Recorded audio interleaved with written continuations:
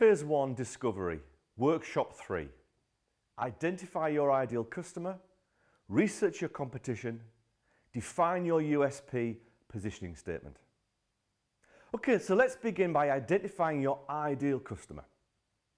By now you should know your why, your passion, your aims, what you're selling, and who your supplier is. Now it's time to turn the attention to the most important people, your customers. In the first part of this workshop, we will look at who your ideal customer is, including what a target market is, what makes a good target market description, why we need to define a target market. Target market, what is it? You'll hear this term a lot throughout business and marketing, so let's get a clear definition. Your target market is the customers you are aiming to attract through your business strategy and marketing. They're the people you want to buy your products. Importantly, target markets are specific. For example, a hairdresser could say that their target market is everyone with hair. However, this information isn't very useful. Does the description help you imagine the customer? No. That's why we need to be specific. By having a clearly defined target customer, you can tailor your business strategy and marketing towards them and attract them to buy your product.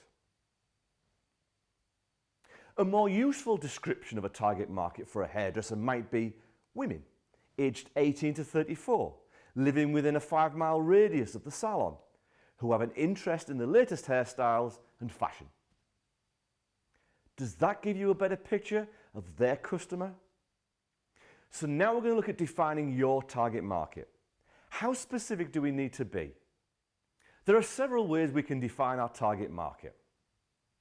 They might include age, location, gender, interests, job and work status, family, income level, disposable income, values, and relationship status.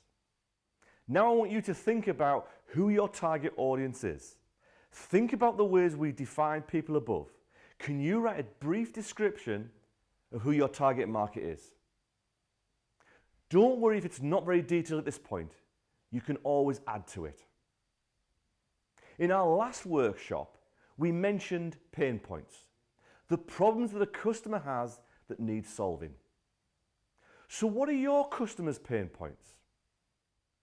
Okay, in summary, you should now know what a target market is, what makes a good target market description, and why we need to define a target market. Now it's time to research your competition. Our next step is to research your competition to see what are they offering. Are they adding value? And can you do things better? Why do we need to look at our competition? Well, it's important to take a look at competitors to find out what's available in the market. What are your threats? Where might there be opportunities? Take time to research who your competitors are. Consider the following. Who offers the same products or similar solutions to the same pain points? Do you have competitors locally, nationally, or even internationally? Who offers the same quality, the same features, or the same price points? What can you do with your research? Has your research highlighted any threats or any opportunities? Has your research made you reconsider what you're selling or who you're selling it to? If it has, that's absolutely fine. The point of research is to identify issues early on so we can work around them. And this sometimes means adjusting what you offer and who your target audience is. For example, if you plan to sell ice to Eskimos, perhaps you could sell it to bars instead. On the other hand, maybe your research has uncovered an opportunity. Maybe there's a gap in the market an area that no competitor is quite filling. This is a sweet spot that you can take advantage of. Okay, in summary, you should now have a good idea of the understanding of your competitors, including what they're offering, how they add value, where you can do things better. Next, we're going to look at your USP and positioning statement. You know what you offer, who your target market is, and what competitors are offering that solves the same pain points. So the big question is, why should your target market buy from you rather than your competitors?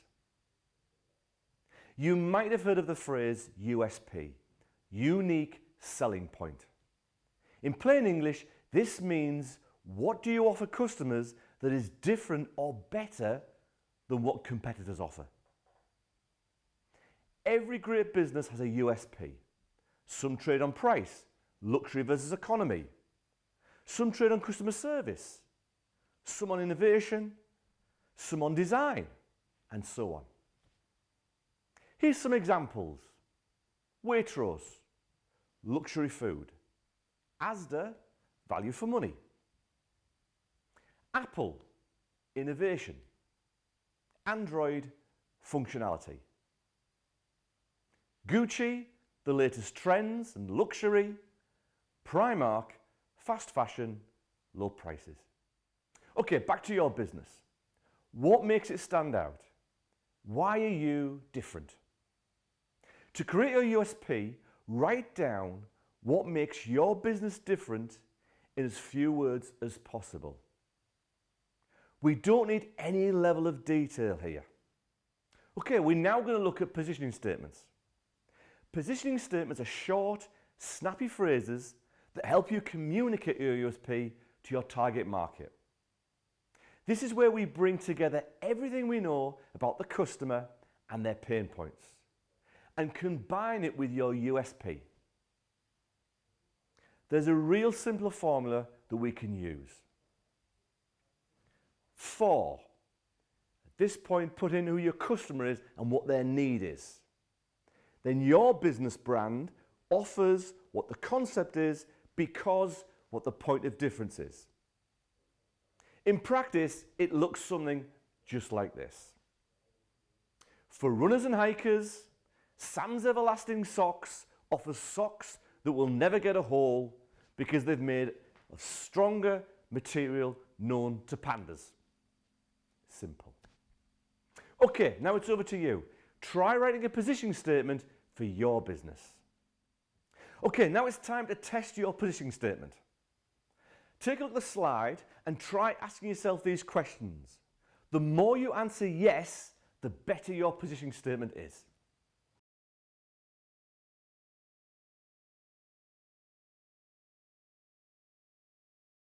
Okay, in summary, you should now know why your target market should buy from you rather than your competitors. You should have a clearly defined USP, have a well thought out positioning statement,